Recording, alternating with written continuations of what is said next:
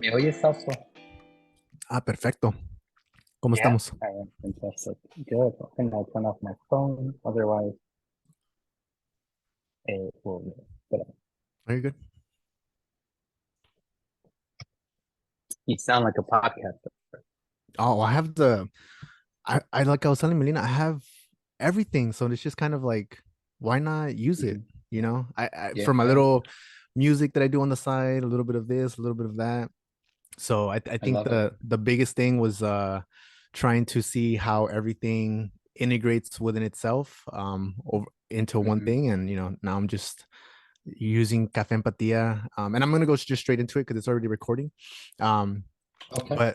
but I thought I'd just use this everything that I have for Café Empatía because I feel like my mind is very chaotic. And so I know we've Hmm. had conversations. You've been one of the biggest folks that I've had conversations with in terms of just like, what do I want to do, so now I'm just trying to bring everything together and put it under Café Empatía and just see where that goes. But I want to start the podcast with by Hmm. introducing you to Café Empatía's.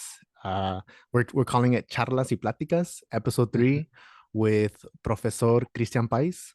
And so, I just want to thank you for taking time out of your day, for joining us on this podcast. And I really want to just give space to who you are, how you've gotten to where you are, where you come from, and just allow you to just share that with us, and then eventually go into the conversation of mental health and what that looks like within Hmm. your life, your journey, and some things that Hmm. you just want to bring to light. But without further ado, I want to introduce Professor Christian País, professor, PhD, has his own book, and want to give you the spotlight. So the floor is yours. Floor's mine. That's Yeah. great. Um, you know, let's see. So for whoever's listening, right? Mhm. So I'm an associate professor in ethnic studies. That means that I've gotten tenure, which means that I can't get fired, which is kind of a neat little, right? Yeah, job It's a security. form of job security that I have not felt before, right? Yeah. So it's a nice little thing. So I'm an associate professor there. Ethnic studies is a fairly small major, or it's a fairly small department at Berkeley. We have about 14 faculty members there. We have different programs. We have Asian American Studies and Asian Diaspora Studies. That's one program. We have Native American Studies, Chicanx and Latinx Studies, and then we have Comparative Ethnic Studies where I'm situated. My work is on the United Farm Worker Movement in the Coachella Valley and on the Chicana and Chicano movements in the Coachella Valley, and then from focusing on that on our small little home, Yeah. I try to tell like a much more statewide and nationwide story about Mm. labor in the mid to late 20th century, which is it's both an inspiring story, but it's also a fairly sobering story about Yeah. power relationships in this country.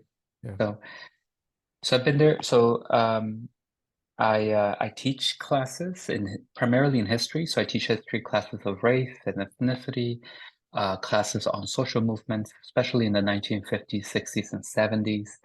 And increasingly, I'm turning towards teaching classes on the UFW, Mm. on the Coachella Valley, and on Chicana studies, kind of like a methods class, like a theory of what is Chicano history, Mm. and in what ways does it need to probably evolve in the 21st century, given that we have different challenges and different Mm. perspectives, both Yeah. of the future, right? So I know people who were creating Chicano and Chicana studies in the 60s, they didn't have climate change in the back of their mind, Mm. right? And Yeah. now we do, right? And Yeah. that changes the way that we see the future, and because of that, it changes how we probably are going to write about our past. Mm. Um, So that's who I am, right? That's my Yeah. professional title. Yeah. I'm pretty nerdy, as you Yeah. know. I love being a nerd. Yeah. I Were you always like that growing up? Like, I mean, nerdy. Oh, nerdy. for sure. Yeah. Yeah, I was. Reading books. Like, Yeah, I mean, in many ways, it provided me with a sense of efficacy, something I could control. mm, It was I was super. I'll talk a little bit more about my parents and education, but my parents were very, very, very committed to our educational preparation and development. So I was like a little boy whose parents were proud of him for going to school and doing all yeah. his homework Yeah. and reading all the books that he could possibly read. So yeah, so super nerdy. You can talk to anyone I went to high school with. I was certainly not a popular kid. Oh gosh. And and found some odd satisfaction in doing difficult things. Yeah. I guess looking back at it now, Yeah. could you have seen yourself as an associate professor At at that Berkeley? point? Yeah. No, obvious. No. Yeah. I mean, I wanted, when I was a teenager, when I was 15, 16 years old, I remember wanting to be a writer. I Mm, thought of myself as I wanted to be a writer. I think I imagine novels more than anything else because yeah. I love literature. Um, One of my most important classes in high school was, and I went to Coachella Valley High School. So for those of you Mm, who are out there representing Indio, yeah. we're your Yeah. rivals. Just got to uh, put it out there. yes, Yeah. the Indio folks need to know. So, but my heart is at Desert Rock. So for Yeah. those, all of that, right? So, Yeah.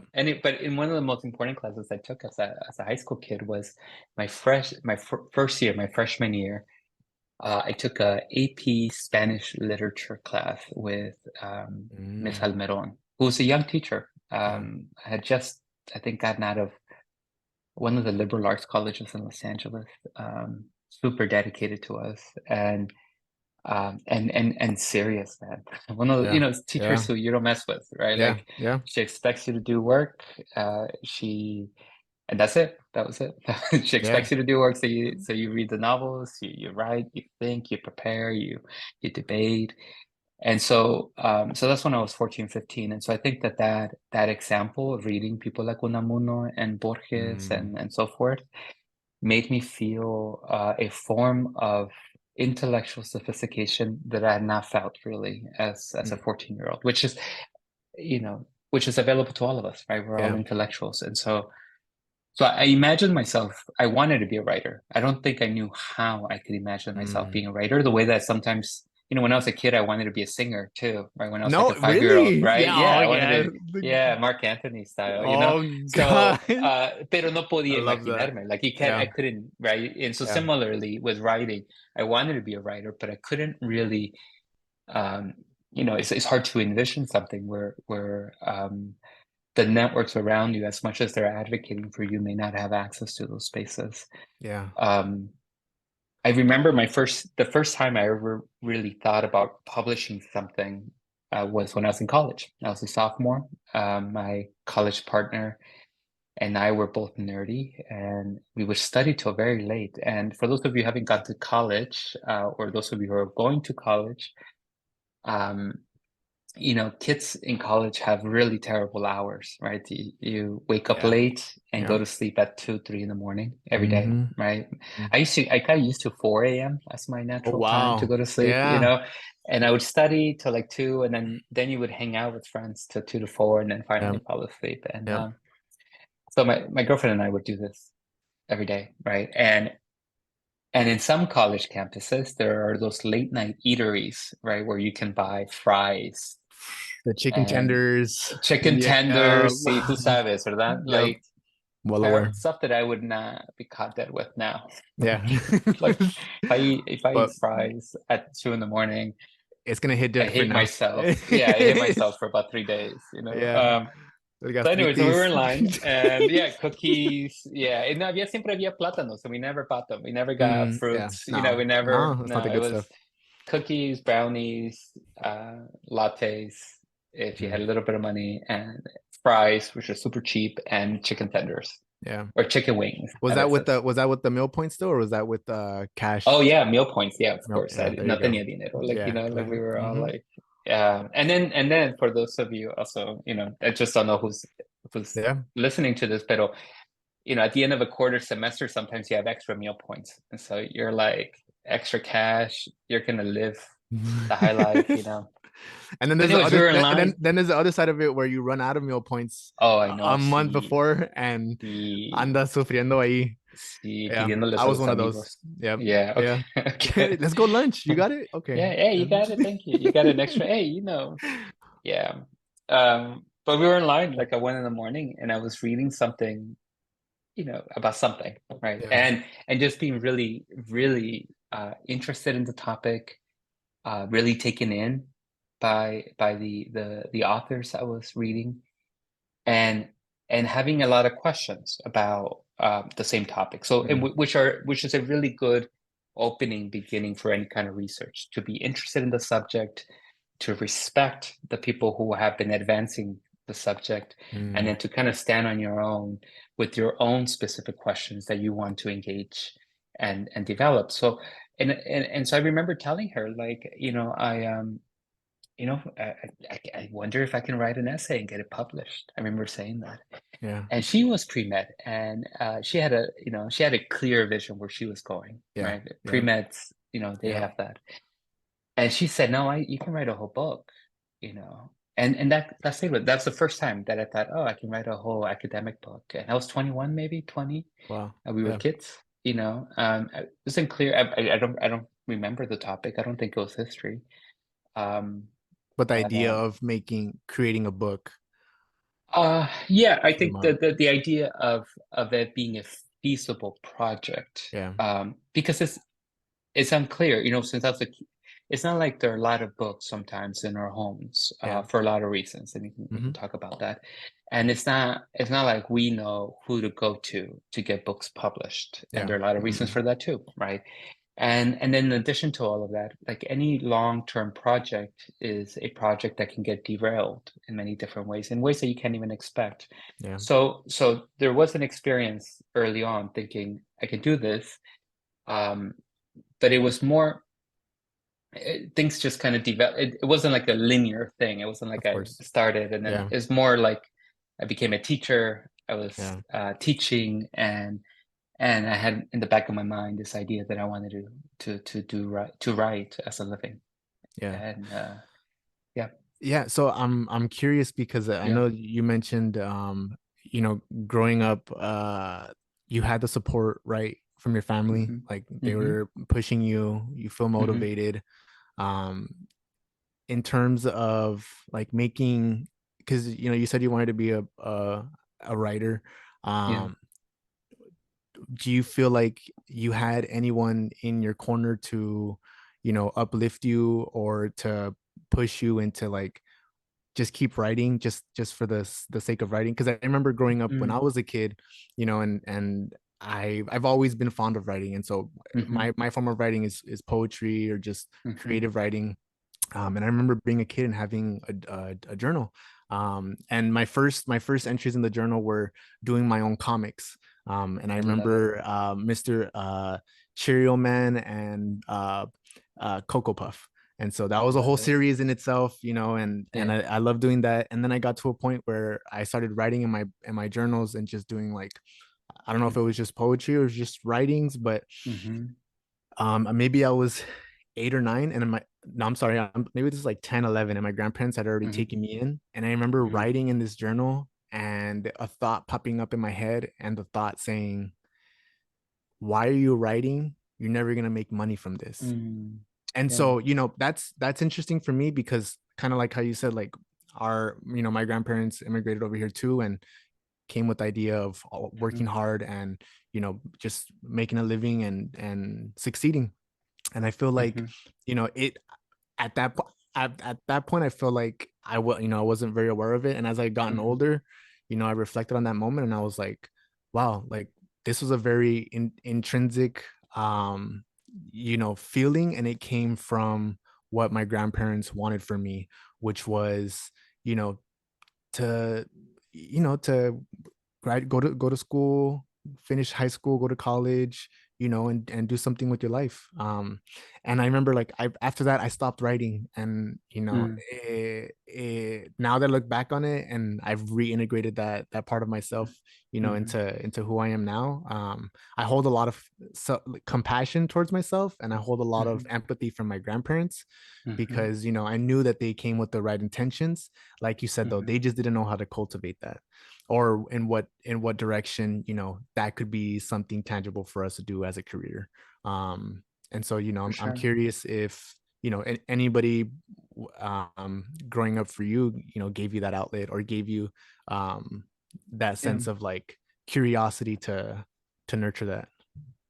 Yeah, for sure. Thank you for sharing that. And I have a few thoughts, so I'll come back to that. Yeah, Yeah, my parents were really, really dedicated to our education, and it comes, I think, from their own experiences, both in education, outside education, and their relationships to their parents. And I think what I imagine, and I haven't, my father passed away when I was a kid, and this is something I haven't asked my mom yet, but something that I might, consider doing more. But and anyone listening to this, you should be talking to your parents and grandparents and tios and tias and godparents and even your uncles and aunts, yeah, even even if they yeah. they know you, right? Like I think I know my little niece, Yeah. it's like, Mija, let's do some writing now, Tio.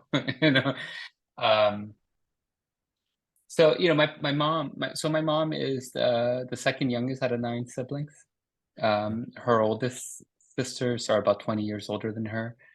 There Wow. were 11 kids in this Yeah. family, two of whom passed when they were babies. Um, and the family had no real father around. And so it was my grandmother on her own with nine kids, and dealing with a patriarchal society, Yeah. which is almost every single society in this country, in this world. Yeah. Dealing with high levels of poverty. This is in Sonora, in northern Mexico.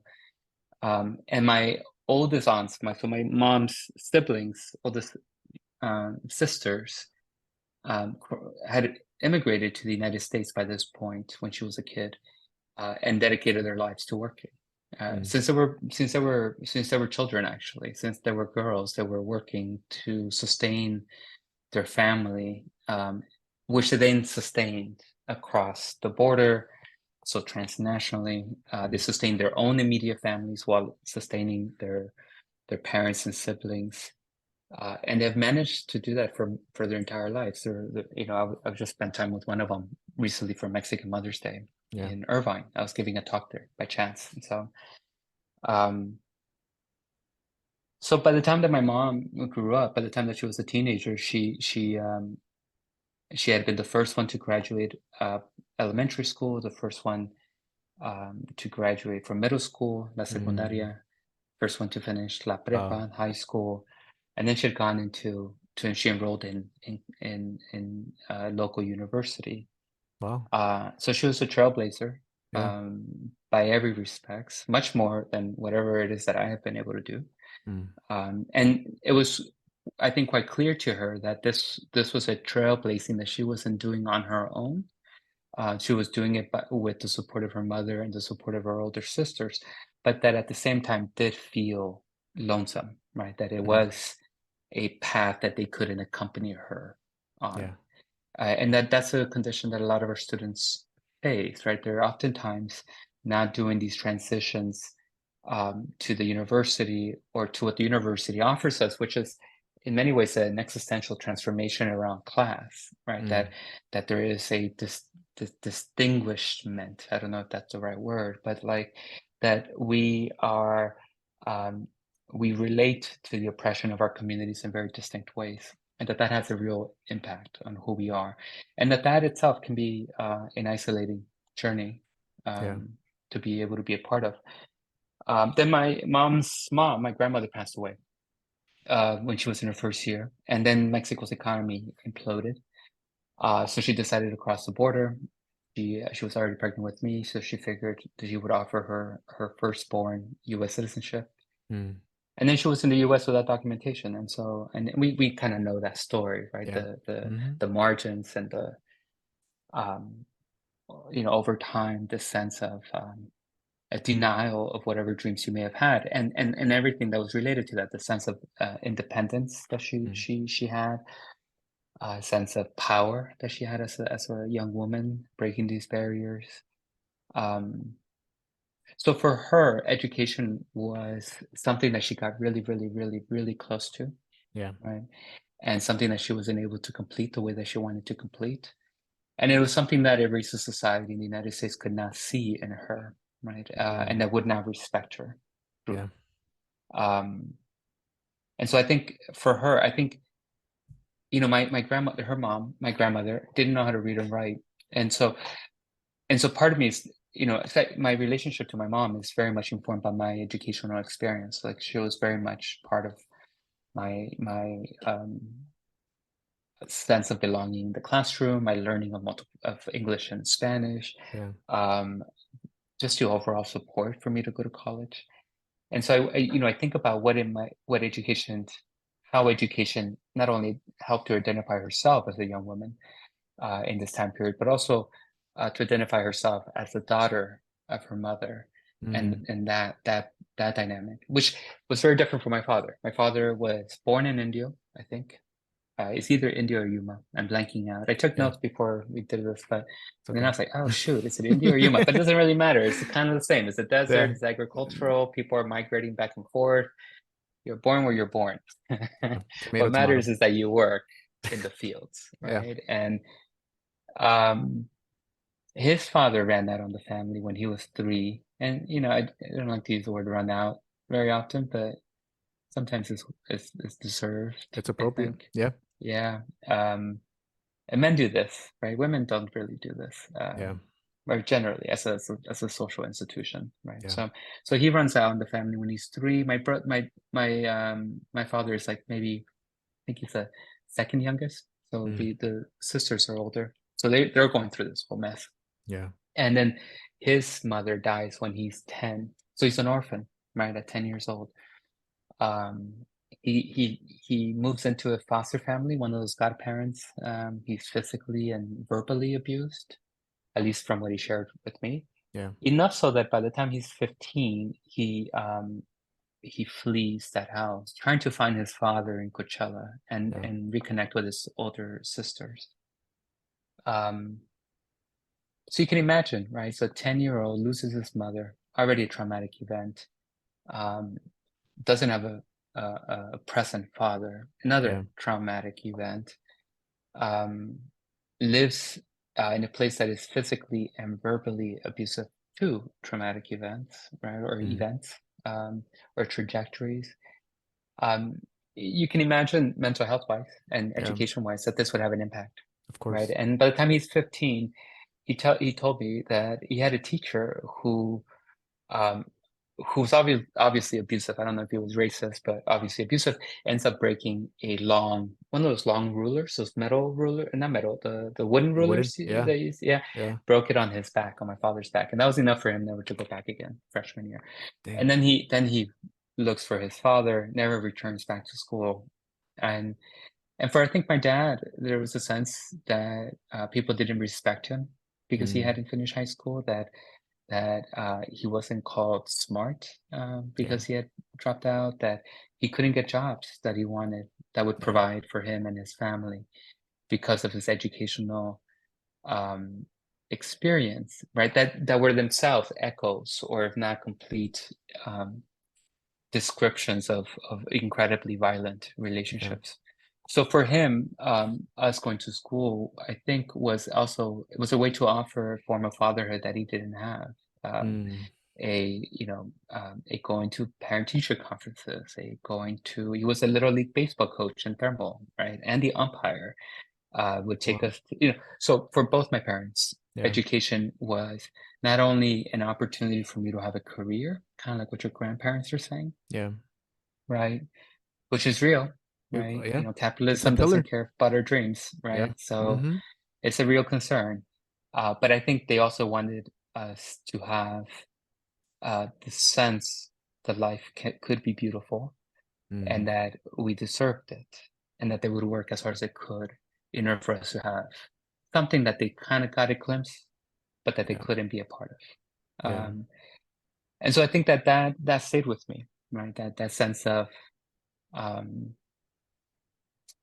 um, kind of like a groundedness Yeah. in my family story, and a sense that education was for me to build off of, right? To rededicate to my home, and to then and to make my presence known in the wider world. So Yeah.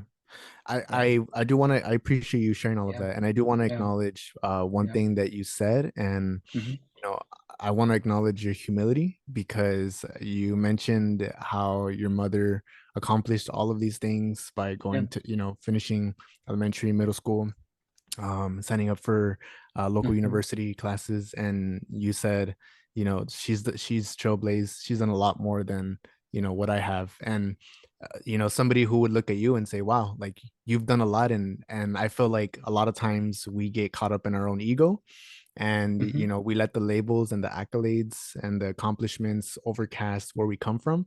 And Hmm. so, I just want to acknowledge that because I feel like within my own life, I feel like I'm constantly, what really grounds me is gratitude and being Hmm. grateful. I always tell my siblings and, the close people around me, like, I wouldn't be here today if it wasn't for my grandparents taking us in. And that's Hmm. just, a very hard, truthful reality. But Hmm. it sets me up in the sense that when I'm confronted with adversity, or Hmm. life feels so heavy, it Hmm. helps to reframe the perspective and not focus so much on us, rather focus on what's already been here before us. And it really does lay the foundation for perspective. And so, I'm curious if you use that also as like fuel within higher education, because Hmm. it like, imposter syndrome is real. you know Hmm. we might feel like we deserve this, but we don't feel like we necessarily fit in here, or Hmm. the space is for us. And I know you mentioned when we come into these spaces in the university or the college spaces, you're hit with the ideology of class, and Hmm. just this Yeah. this different culture that we might not be used to, especially coming from the Coachella Valley. So I'm Yeah. I'm curious to know, like, and I love that you just framed everything to show, like, where you come from, right? Mhm. Because somebody might just see you and see you for what you show right now, but there's so much that's like happened that's Yeah. allowed you to be where you're Yeah. at and to do what you do. um For sure. so I'm just curious, like, within all of that, within your journey of academia, because Hmm. academia is also very white, and Hmm. there's a lot of question as to, am I good enough in doing this? Is the Hmm. conversation or is the research that I'm trying to do worthy enough? So Hmm. Yeah. Well, there's a lot there. So yeah, let me. wherever you want to pick up, wherever you want to Uh, start. so I mean, I will say I don't like to be humble. I don't really care to do it.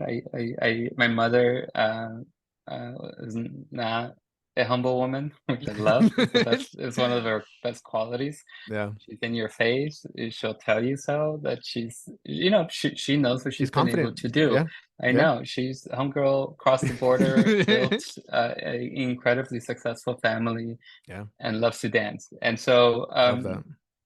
yeah, and I think for my mom, for her, not practicing humility was a form, I think, in many ways, a very overt performance of feminism, of saying, I will not be quiet, I will not defer, I will not say sí, señor, or sí, amor, or whatever, right? Yeah, You will hear me, right, yeah, with my words, and that's That's the lesson that I remember getting from her.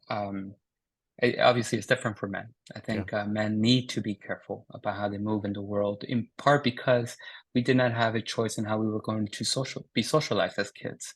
Mm, And so now we have an inheritance, and that's okay. We can kind of negotiate that so that we're making sure that we are hearing and growing as much as possible in the brief, 80 years that we have here on yeah. Earth, right? Like Yeah. it's a tiny amount. And then, so I don't like to be humble, right? Ever. I used to say when I was younger that only the humility is only for the rich. You know, it's a chinganes of, like the rest of us, Yeah. the rest of Yep. us. Yeah. No fucking humility, homies. That's Yeah. what I'd I say. love it. Like, Yeah. oh, Yeah. yeah, own your space, own your walk, own what you're doing.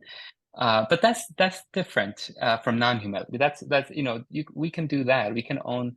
We can we can we can sing praises to the things that we're proud of, Yeah. right? Without relinquishing a sense of the bigness of the world and the Yeah. bigness of knowledge and the bigness of what we need to do in order to have the world that both you and I deserve, but also that our families deserve. And so, and once you think of that, the ways in which we need therapists to help our communities, that we need teachers to help our communities, that we need lawyers to help our communities, and environmental engineers and civic engineers and writers and poets and todo un desmadre. We need Yeah. everybody to be doing this. There's no real space um, for arrogance in Mm, that, right? yeah. Either you work with others or you're not working, right? Yeah. Um,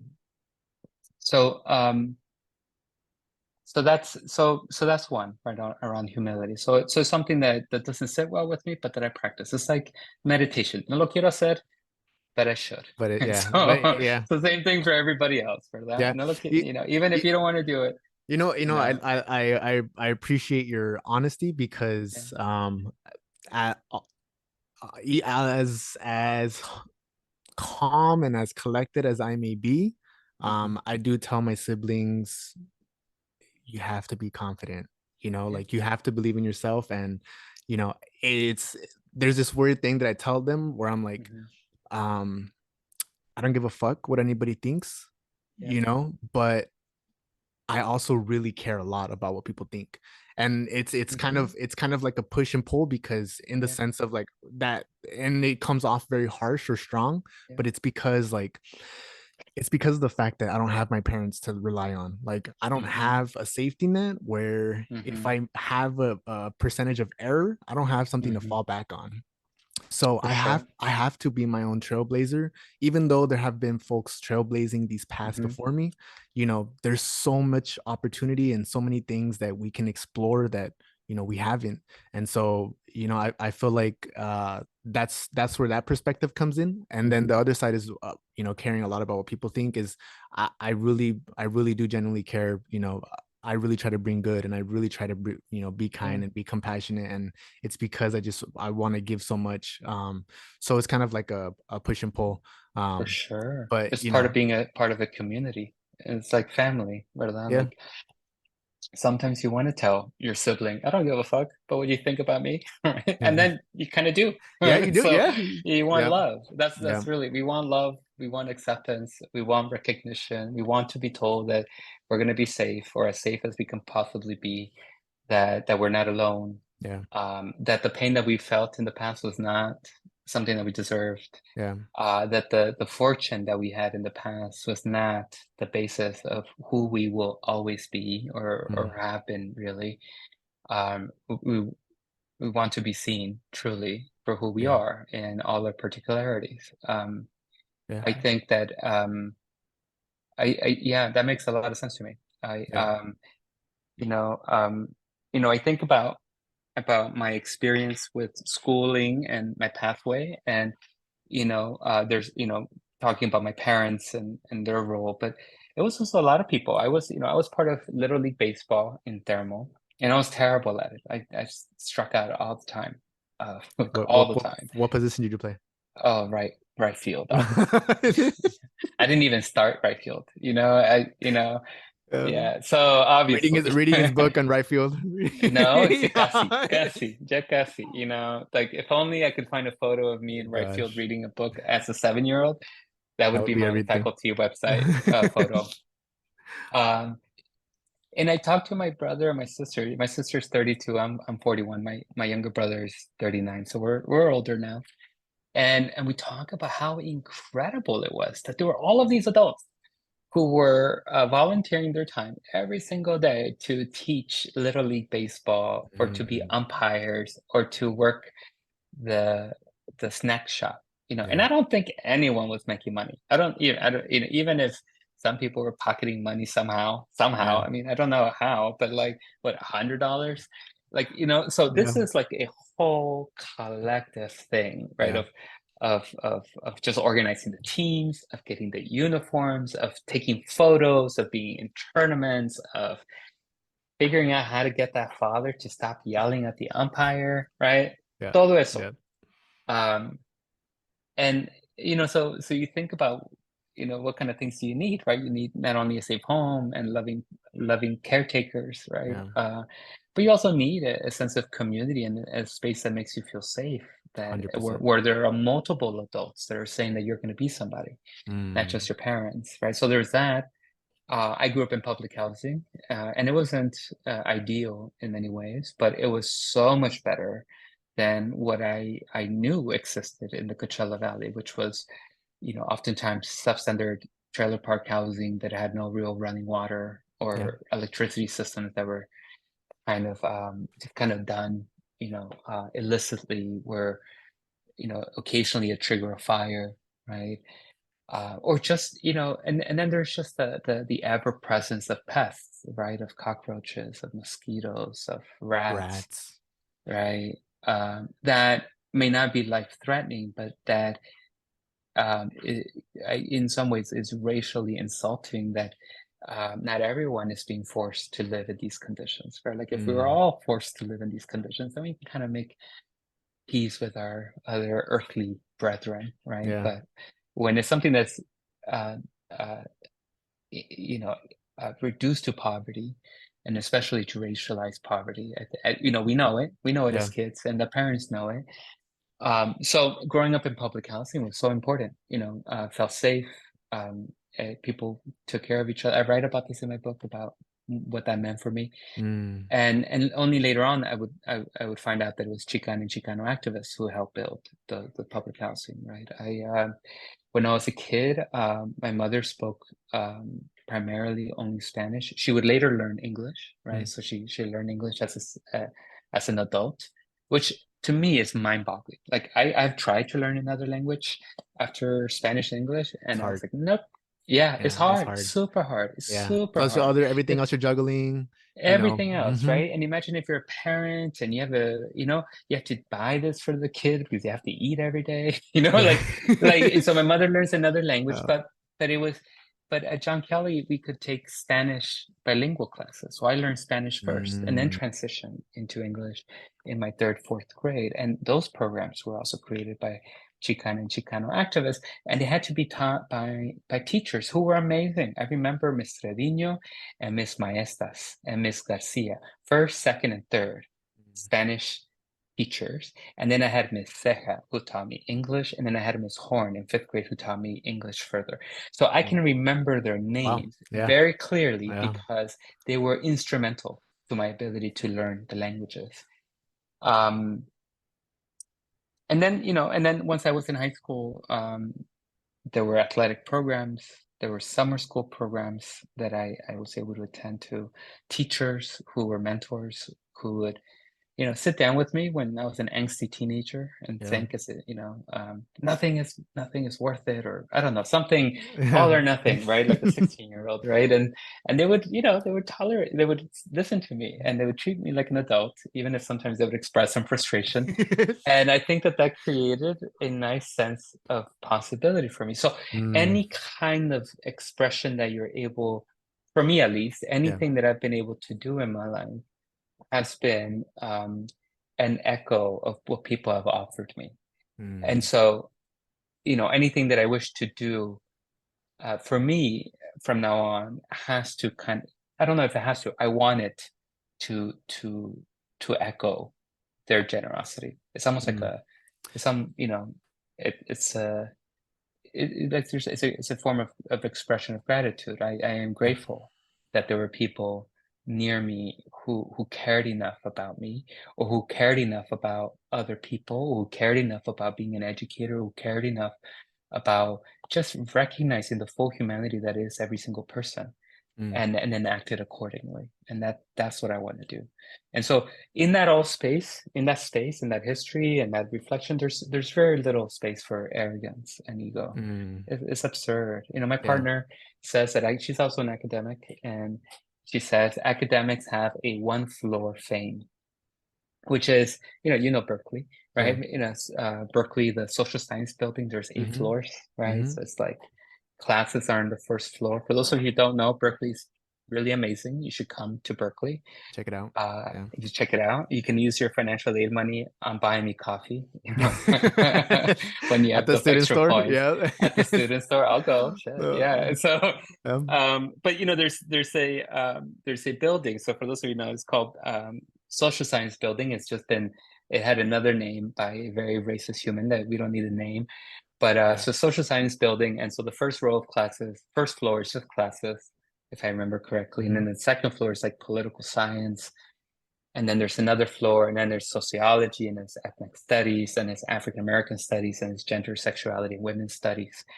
So it's a really cool building, right? You get a bunch of these Yeah. academics and you put them all in one building, and they have their offices there, and all the academics are there. So if you're famous as an academic, you're only famous in your floor, because no one Mm. knows One anyone in floor flame. sociology when you're in another floor, right? And so, like, if fine, if you've got a little bit of fame, that's fine. We Yeah. celebrate you, yada yada yada. Get back to work, Get back to the and please don't semester. get in the way. Yeah. Exactly. Yeah. Yeah, Give and me so great don't get papers. caught up. Don't get Yeah. caught up. Mm. So yeah. So I'm not sure if That, I kind of went yeah. all over the place, No, but no, I love that. yeah. You mentioned something you mentioned something earlier about one, nowadays with modern technology and everything Hmm. and science, modern medicine, we Hmm. are going to live up to 80, 90, 100, hopefully. And then you mentioned right now as to like, all the work that you've done has been a form of expression from what people have given you. Hmm. And I'm curious to know, and then we'll hop into like just the idea of mental health and maybe how Hmm. all of that has interweaved itself within Hmm. everything you talked about. But I guess in these, because I mean, you're 41, Yeah. you're ending your second quarter. You're going into the third quarter, right? These next 50 I know. years, that's That's how I true. see it. that's that's Okay. that's how I see it, right? That's perspective for me. That That's gives that's that some grounds that's me. cruel perspective. that, That's you're ending second quarter. There's 4 quarters in a game, yeah. and you're Yeah. ending the second quarter. There's a whole halftime left. Yeah. What do you want to do in that halftime, in that in That's a that great set question. in that second half? You've Yeah. you've done so much, and I feel like there's still so much that you want to do. Hmm. And I'm curious, like, what that looks Yeah. like. Yeah, I do. So part of me doesn't know, right? I think this is I'm a little surprised that I've lived for I was I'm a little surprised that I've lived for this long. I was pretty convinced that I was going to die pretty early. Now I realize that that's in many ways my reaction to my father's early Mm, death. So he died when he was 37 and I was 17. And for the longest time, I thought that I wouldn't live past 28. I'm not sure mm, why exactly 28. Um, and now I'm 41, and there's a real, so, several things, have happened. One, I have found an amount of social and economic stability that is pretty significant, right? mm, And that so even though as a child I knew I was going to get out of poverty, which is something that a lot of folks in Coachella, at least when I was growing up, didn't feel that way. I mm, knew I was, in the sense that I knew I was going to go to college. I knew I could do college, and that was a path for me. And then I became a teacher, and I had so much money. compared to what my parents had. I mean, and the kids would call me, teacher, tú eres rico. Teacher, you're rich. And I'd be like, no, I'm not. But to them, Yeah. fuck yeah, I was, Yeah. right? Like to my parents, right? It was just Yeah. like absurd how much money I had as a teacher. And then I left that to become a writer. And then I end up 10 years later in that kind of secure position. So I'm here, and I've been pretty sick for about a year and a half. I think much of it having to do with work-related stress, and we can talk a little bit about that. But you start to recognize that we're all fundamentally biology. That regardless of the things that we're able to envision, um, that does not consider our biology, regardless of how we can see ourselves as a collection of ideas and identities and willpower and agency, that we're still biology, that we We still have get limited sick. time. Yeah. Yeah, and we have a limited time. And I think that having been an oral historian for the last 10 years has been a really uh, important opportunity for me to start reflecting about getting older. And what are some of the goals? I think the goals are pretty simple for the most part right now. One is to stay healthy, right? Yeah. So thinking about how I can move as I get older, and as I realize that I can't replicate what I could do as an undergrad, right? Like undergrads can Yeah. read and read and write and write and sleep very little, Pull and then go all-nighters. Yeah. party. Yeah. Yeah, and Eat you're like just shit. fine. And Yeah. yeah, you'll know, not anymore. Now I do yoga and I meditate and I go to bed early and I eat apples and I eat greens Yeah. and todo eso, Responsible. ¿verdad? Yeah. See, Discipline. Yep. responsible and humble. Shit, like respect the fact that you have 41 years under Oh your belt. That's gosh. kind of like, Yeah. it's like, ¿quién te crees? Yeah. Like that's one. Be healthy. Two, be a good son, and sibling. Be present. I don't know if you hear my cat. He's meowing a lot. So Oh no. if Yeah, you you're don't, good. okay. Yeah, you're good. He just wants snacks. He's like, Yeah.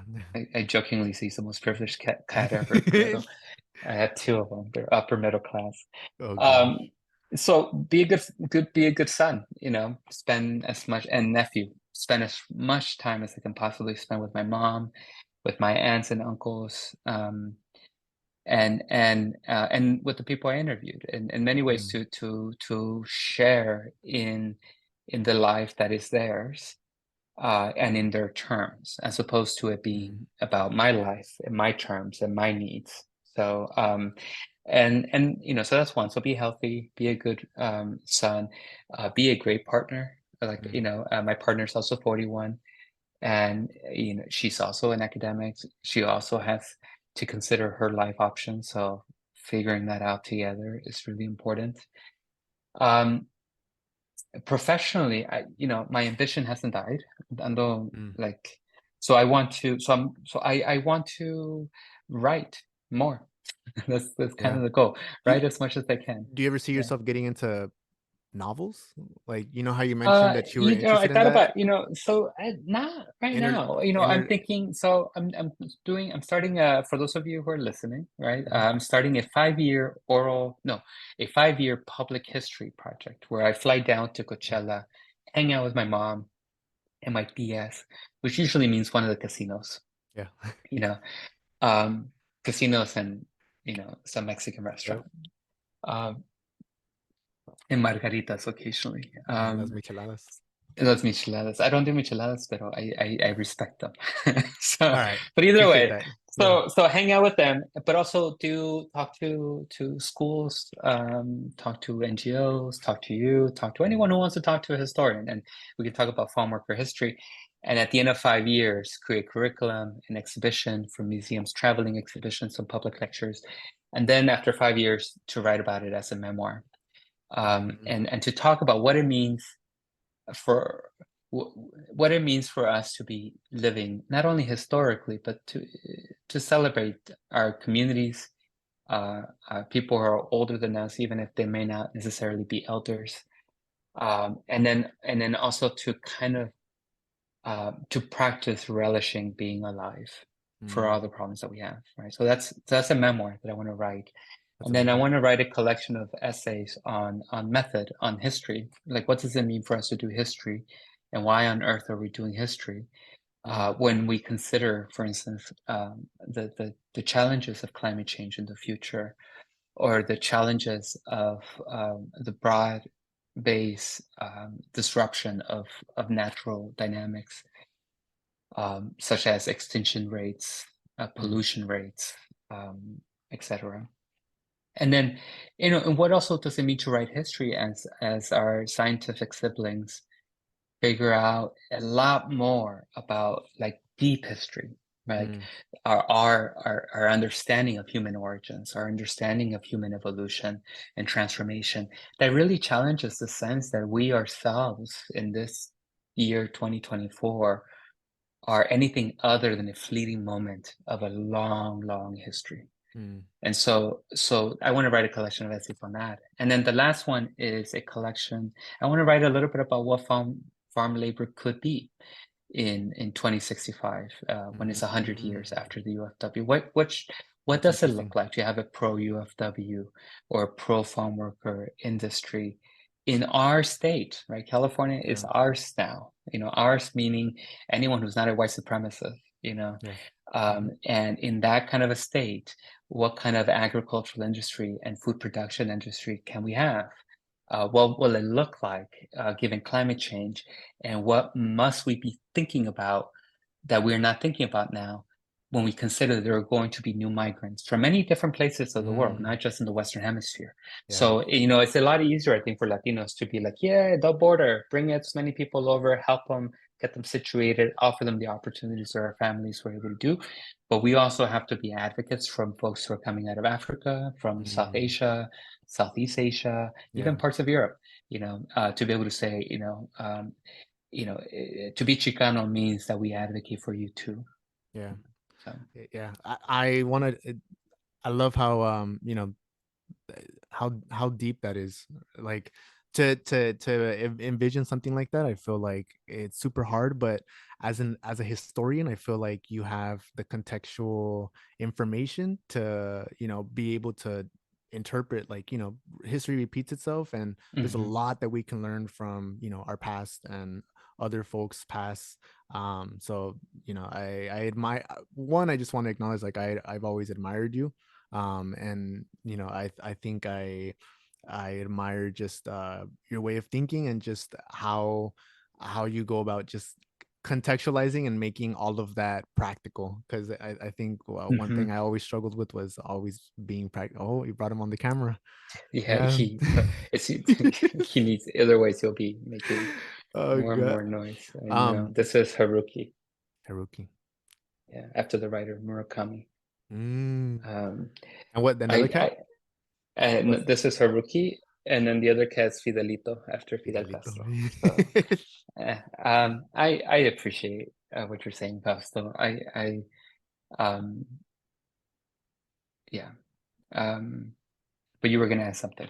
Yeah, I just want to give you your flowers, because I feel like I love just how you framed everything. Because one, it's you made this next, like, chapter of the like, how we're talking Mm, about the second half, so yeah, simple, yeah. yet you also made it very, very, like, you made it complex. Like, you have these two different things that you want to work on, and I love that, because I feel like sometimes we get so caught up in the professional sense, or in our, Mm, like, what we attach ourselves to as labels or identities. So, like, mhm, what we're becoming, where am I going to be, what am I mhm, going to be doing, who am I going to be with? And I don't know if you've come across it online, but a there was an analysis for data mhm, that was graphed, and it basically showed the amount of time that we spend with people around us. So our friends, our mhm, coworkers, our mhm, family, mhm,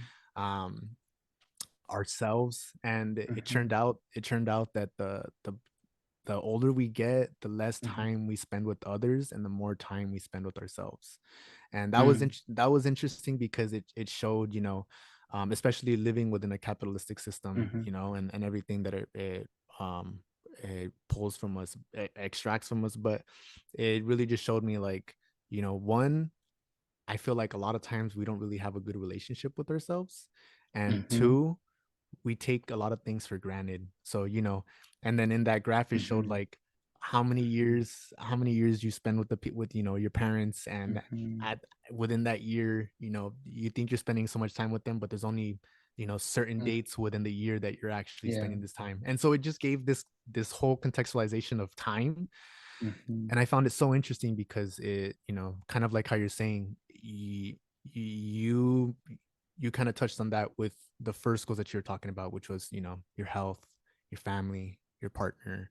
And Mm-hmm. as I get older, I feel like that's something that I'm also very conscious of. And it's just, mi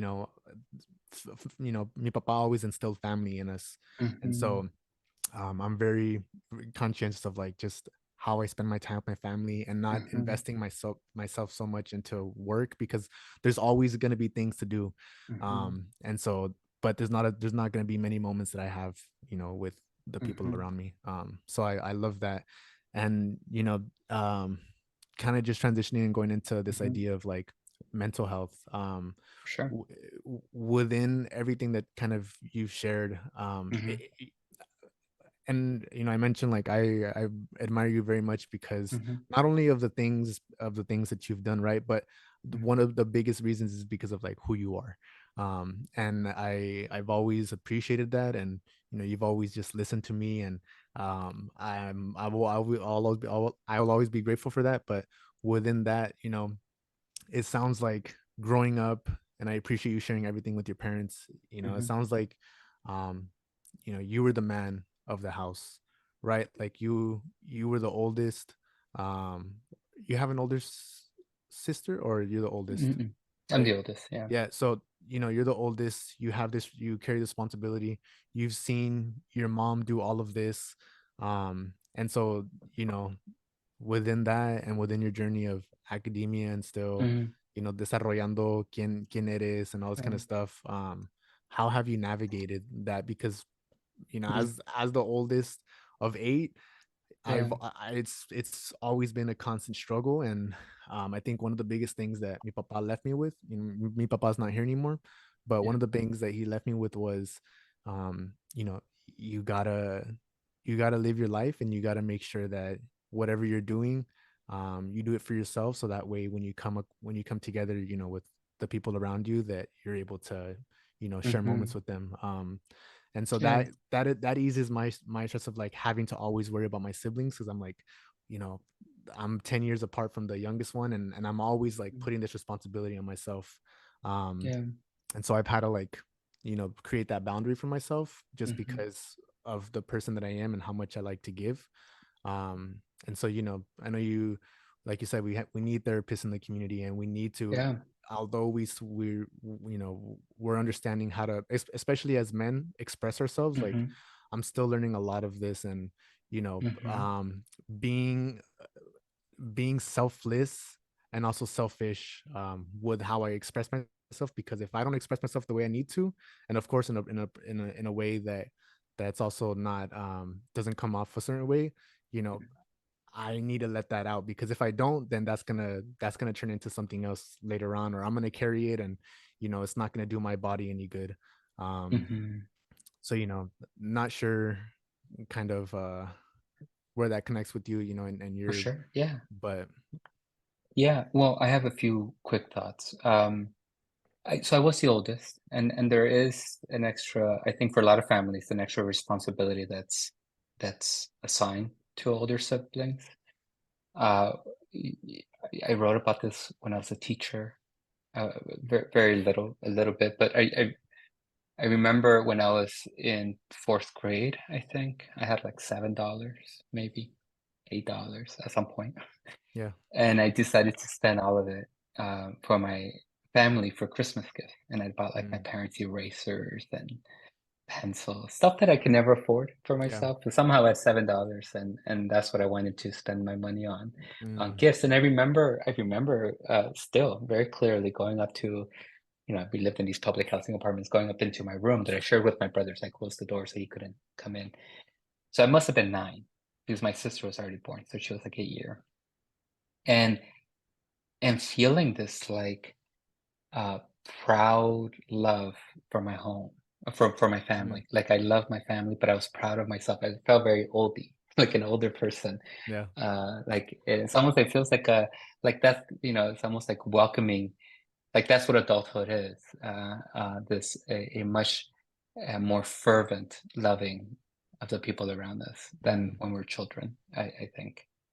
Um, but I wasn't the man in the house. After my father died, the person of the house would have been my mother, right? Mm. She was the one working. She was the one paying the rent. She was the one making sure that her oldest kid was, not too angry, that the second Yeah.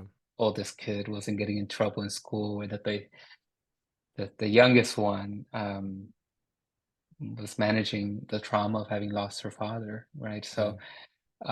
So there's definitely weight on me, but I think about as I'm older, right? My father died when he was 37. I'm 41 now. I think about what that meant for my mom, what how she grasped, the sense of um, the world falling apart around her in many Yeah. ways, and these are the challenges that a lot of adults are facing in Coachella, right? Yeah. And as I get older, I feel a lot more heartbroken. It's not clear to me why, but it's like, I feel grief for the challenges that we do face. Um, and so, but when I was in my 20s, I did feel overly burdened by Yeah. the responsibilities of trying to get my family out of poverty, right? Yeah.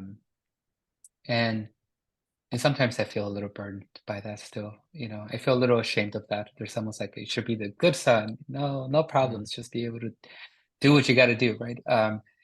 But capitalism is hard, Yeah. and by that, capitalism, for the folks who don't like me to throw out words, capitalism is an economic system where some people have money and most of us don't. And that's it. Okay. We can talk more about the details, but most of us are getting very little, Yeah. and a lot of us, especially a lot of our parents, are getting so little that they have to engage in a form of generational sacrifice in order to give their kids a slim chance at success. And by success, meaning barely middle class, Yeah. right? Um,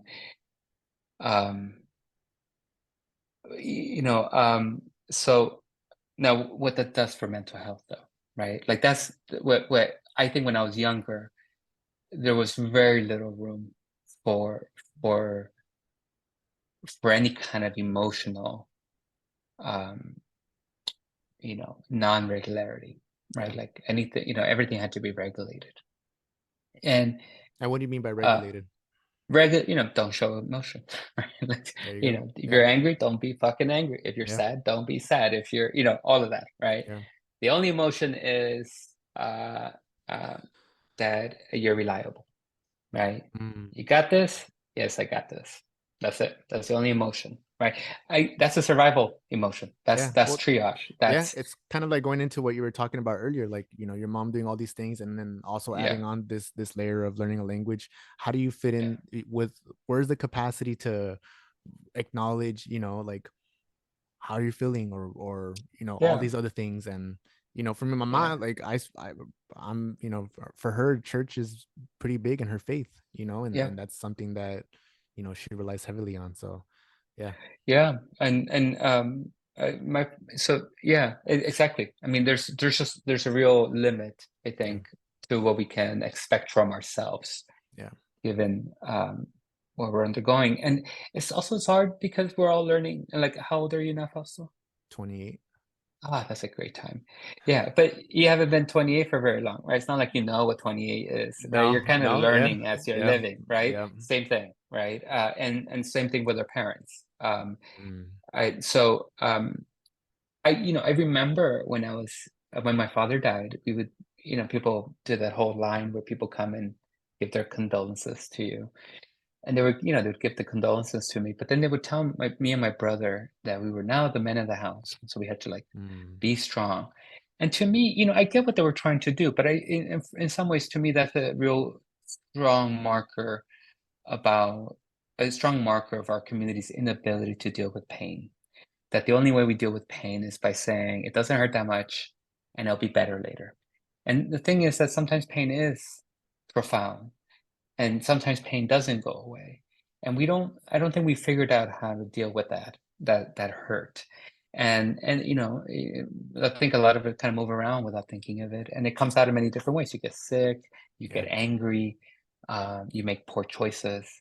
Um, in, How do you deal with pain, or if you don't mind me Yeah. asking? So I mean, yeah. So I mean, I did what a lot of men do is that I would get angry often or become super irritable, and super demanding, right? Not just Mm, of my family, but the people around me. So, I'm trying to get from point A to point B. Don't get in my way. It's kind yeah. of the idea. And the premise here is that if I get to point B, things will get better. Things will be better. That kind of thing. Yeah. And there's truth to that. Having healthcare insurance because you have a career is better. Yeah. Like that is Yeah. the real thing. Um, But what you're feeling is still sitting inside you, and it's still yeah, in it compartmentalized, within yeah, you in some part of your mind. And so, I feel like I wasn't able to go to therapy until I was after college, once I finished college and I worked a year and a half in LA, and I came back home and uh-huh, I was already 23. So, yeah, like it was, for sure. and it was because of the resource that was free Yeah, to my family, because my siblings went to the yeah, school within the district. yeah, So, entirely. And but we then you think, find out that some of your go ahead. no, and we think, it's gonna get better from point A to point B, and it does. But then once we're at point B, Mhm. now with where we're at, we still have to, now we're able to deal with what we initially were feeling from point A. And Entirely. so I think that's entirely the case. I think, and I'm not an expert in mental health, I should yeah. say, right? But I think this coming to terms with um, the experiences that you've had since in your life, not just in your childhood, but just in your life, and the ways that it elicits a whole diversity of experiences and emotions and tendencies um, is important. And I think a lot of times I don't, at least I don't see a lot of spaces that allows for that conversation. This is why I think this podcast is fantastic. Yeah. So I have a therapist. I've been seeing a therapist for, I don't know, 3 years now, maybe. Nice. Mostly because, and it was Yeah. because this book was so hard for me to write that I think it pushed me to the point where I was unraveling, and I think it forced me to confront a lot of the hurt that I had since I was a kid. I was Mm, also a gay boy in Coachella, so dealing with mm, homophobia since I was, a sixth grader, um, was traumatizing. So I think mm, there's a lot of kind of a residue of that vulnerability and yeah. that exposure to just a profound form of hate. Um, Having a therapist is good. I do yoga pretty consistently now. Yeah. For those of you who don't know, yoga is just stretching Yeah. without trying to make a point. Mm, You yeah. just you Yeah. stretch calmly and then you rest. And that's it. That's all yoga is. There's nothing really, that's it. Yoga is stretching without making a point. And so those two help. Yeah. I'm on antidepressants. I'm on Lexapro. For those of you who don't know, Lexapro is kind of like just kind of even out your extreme Yeah. emotions, and then you're able to kind of, because sometimes the emotions do grip you and they say panic, or danger, and then you choose things in that panic danger sense. And sometimes there is a problem, but maybe not at the extent that Mm, that you were measuring, or maybe you had more options available to you mm, than you're going to burn down the house. yeah. Which Yeah. is kind of like the way I was raised was you don't flee, you Yeah. fight, Yeah. and so then you're fighting everybody, so you want to be careful with that. So therapy, yoga, uh, medication. I'm lucky. I have a very smart partner who is quite versed in this, and can listen to me, and I can share to her. I have siblings that, I think we've gotten closer over Yeah. time, and we're able to share with each other. And then I have spectacular friends, right? Mm, That this is something that people um, when I was in high school, I didn't have that many friends. I had very few. And even when I was a kid, I had very few friends. In many ways, this is, I think because I was a gay boy. And I think this is why I read so much. I had friends who were in books. I had a group of friends in in this group called Marine Fitness in Coachella Valley High Heard School. I about don't know it. if you know. I heard about it Yeah, once upon a time. once upon a time, it was this group of boys who would exercise push-ups, pull-ups, sit-ups, and I think it was, I don't know the background of this. I think a lot of my friends ended up going into the military service and then ended up in war zones. So I'm a little um, you know we shouldn't have to serve at war in order to have a decent life, right? And or to feel like we're evolving boys. Mm-hmm. But for me and for my friends, Marine Fitness was a way that we were able to show ourselves how much we could do, how many Mm-hmm. push-ups you could do, how much discipline you can practice. Um, and what that meant was that but it also meant that it burnt off a lot of stress for both of us, for all of us, right? Yeah. I didn't know that then, right? We didn't know what endorphins were, but Yeah. this is all of us were coming out of difficult homes, difficult life. So other than them, I didn't really have friends as a kid. But my college friends have been life-changing. My teacher friends, those, in Coachella, they're teacher friends. They're life-changing. They're the ones in many ways who I have in mind every time I want to fight with someone in my department. They're like, Mm. "Is it worth it, Christian? If it's not worth it, shut the Mm. fuck up." And That's then that and then that's funny because that I was gonna ask you, yeah, how you catch yourself. My therapist taught me a really good technique, yeah, and it's catch it, check it, change it. So yeah, your thoughts, you got to yeah, catch it, yeah, catch a thought, yeah, check it. What is this thought telling me? And then yeah. sometimes, that's where I get for Yeah, you. That's where the teachers talk, and teachers, you're yeah, like, it's yeah, like you're entitled to feel whatever you're feeling. The question is how you act on it. yeah, And the question is this action part of something that you're prioritizing, mm. right? And if you're Respond rather than prioritizing, react. yeah, if you're prioritizing doing decent work, maybe telling your colleague that they don't know what they're talking about is not part of the Yeah, solution to that, right? Maybe the yeah, work is in Coachella, you yeah, tolerate it, you deal with your emotion by going on a walk, doing yeah, some yoga, um, that or doing something or venting to yeah. somebody outside, right? And so and then I made a lot of friends in LA when I was doing my graduate Mm, program, a lot of classmates, but just a lot of people. Some of my friends are Latino who are therapists who see themselves very much as on the forefront of providing a very, very, very necessary skill that is mm, rare.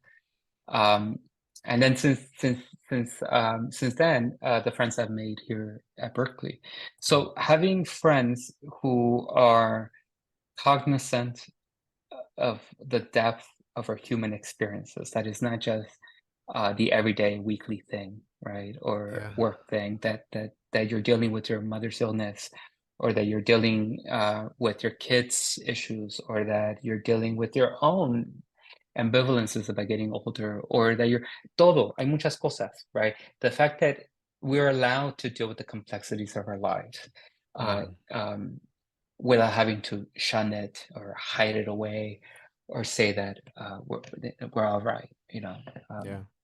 So Yeah, so then what would you say to the person, I also think community and friends, yeah, chosen family are yeah, super big. So then what would you tell the person listening to this who's struggling but, you know, can't make friends, or, yeah, struggle to, either in high school, college, work, like, yeah, you just feel like you can't talk to people, or you just for can't fit in. sure. Um, what would you tell the Yeah. person? Well, that's hard, right? I don't know. I mean, I would say you're a good person. Yeah. That'd be the first thing, right? Yeah. Um, what society decides to like about us should not be the arbiter of how we like ourselves, Mm, right? Society can do whatever it wants, and we can do to society whatever we want. And usually it's not an all or nothing thing. I think it's a dance between the individual and the collective. yeah. Um, but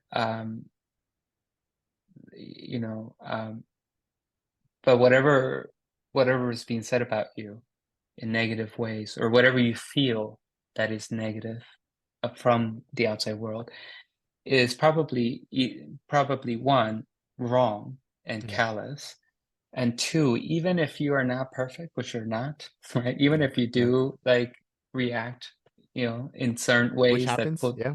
which happens, that's not the full you. Yeah. The full you has so much more. And so if anyone is only ever seeing that small bit to exclude you, that has nothing to do with you.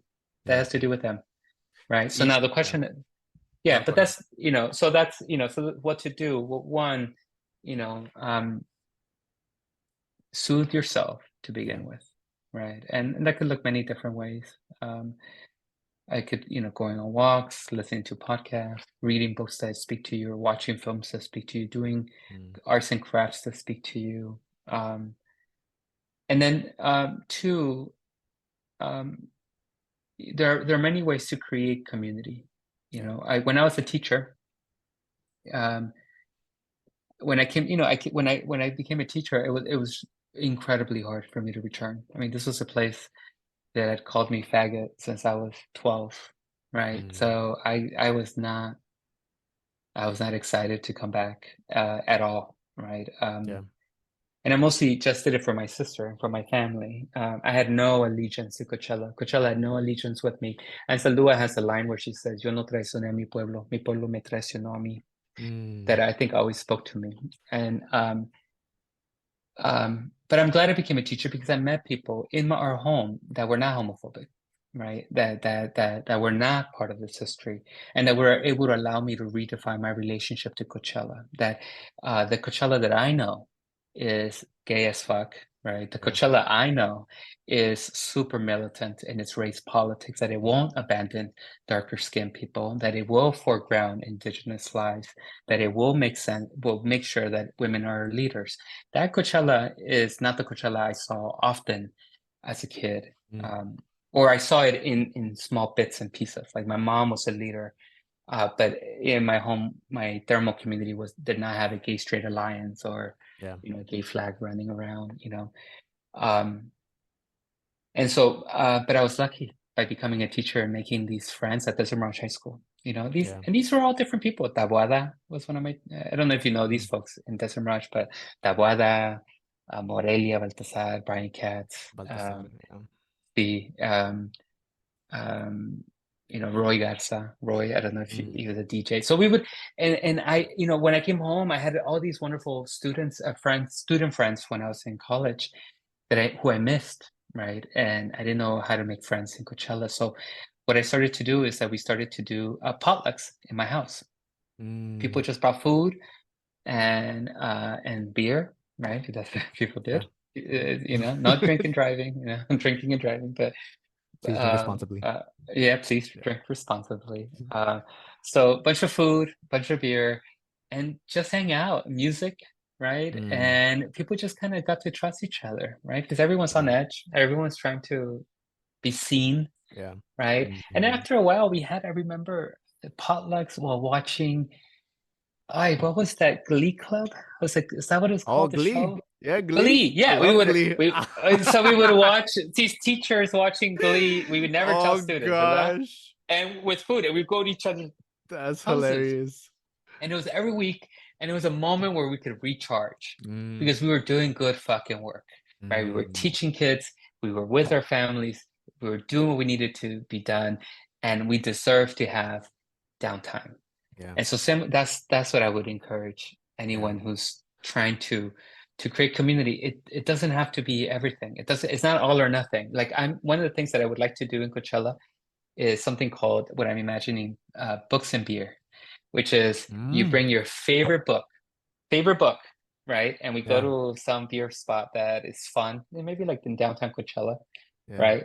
That little grill Yeah. Yeah. place and and um and we'll make Berkeley pay for the beer, right? Maybe. I don't know. I don't know if I can do that, but Get that we'll fund see. that. Yeah. Okay, Yeah. yeah, well, I think we can fund We're it, here right? for We'll it. make and the only thing you got to do is just bring your book and tell someone why you like your book. That's it. You're not going to read it. You're not going. We're hanging out, right? This Mm. convivir, Yeah. ¿verdad? This Platicas and Charlas, like Yeah. this convivir, like we're just living with each other because politics is not just about resistance. Politics is about living with each other with respect and a clear-eyed recognition that we're not immortal, that Yeah. we do die, and before we die, we get ill health.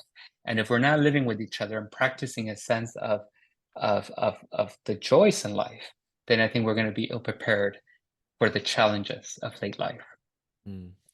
I love that. Thank you Yeah, for sharing that. I yeah, think when you're saying all of that, kind of like how you mentioned in the beginning when I asked the question, but yeah, one, don't be afraid to be you, yeah. and don't be afraid to be you. And the second thing to that was find people that allow you to be you.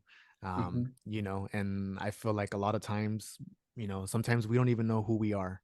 And so we Yeah, have to create that self-discovery. And in that process, if you're open yeah. enough to do it, you're able to make yourself comfortable with the uncomfortable. And Hmm. from that you make connections, and it's history from there. For But sure. yeah, I completely. Yeah, yeah. And not only find the people, like I would say, be a gift to the world, Mm, right? Like be like you already are a gift. yeah, You were magic, right? yeah, To even be born, and yeah, you were magic to be loved, and you were magic to be cared for. And oftentimes, it is the magic that you have that is being attacked, yeah. right? It is, so when I went to the first time I saw gayness that was like beautiful and like happy was when I went to college. First year, first day, one of my RAs was dancing. He had a gay flag and was dancing courtyard. The Mm, RAs, resident advisors for yeah, this, and he was welcoming in the students. And I remember seeing him thinking, oh my God, this is but I was still in the closet with myself. I wasn't saying this is what I yeah. want to become, but I wanted to say that looks incredible, right? Mm, That self-expression.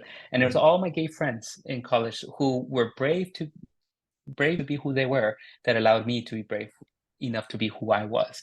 Similarly to mm, anyone who's in Coachella, not only be you to find your people, but be you so that other people can find themselves. mm. Love that. You are a gift, Yeah. right? And that's it. That's the only way we can live in this world. Well, I think and I want to be mindful of your time, and I Yeah, think we're getting to a closing here. But for sure. I love that because I feel like that's the idea of this podcast Mhm, is, to allow others to be themselves and to show their mhm, gifts to others. And especially just doing all like this whole podcast thing, like, a mhm, lot of it is we're growing as a society, and mhm, there's so many opportunities that we can do. And I feel like mhm, as we as we allow ourselves to be ourselves, and to create these connections, we also have the confidence in ourselves to share these gifts, yeah, even though sometimes we might not see them as gifts, or we have these internalized mhm, narratives that have been placed upon us, and we're still unlearning and relearning a lot of things. But mhm, um I think within all of that, like, it it's beautiful. mhm, It's a beautiful process. And the day to day is hard, and there's so much complexity within our daily mhm, life. But within it all, like, you know life is so simple. But how our society is, framed, it becomes so much more complicated. um mhm, so I appreciate you sharing everything. But before we go ahead and end, yeah, and uh I would like to give you the space, to share any final thoughts that you mm, have. I do want to ask one more question, yeah, and then I have a little just fun question to ask towards the end. yeah. But what was the biggest thing that you took from therapy?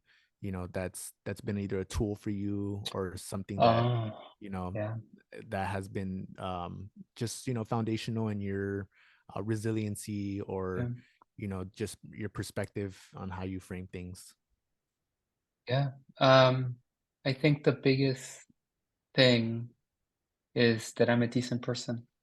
I think one of the things that we struggle is that, or at least for me, that for a lot of reasons, I think I was being not just hard on myself, I was having a really hard time liking myself or wanting to be myself. And um, yeah, it's a hard burden to carry. And I think a lot of us carry it.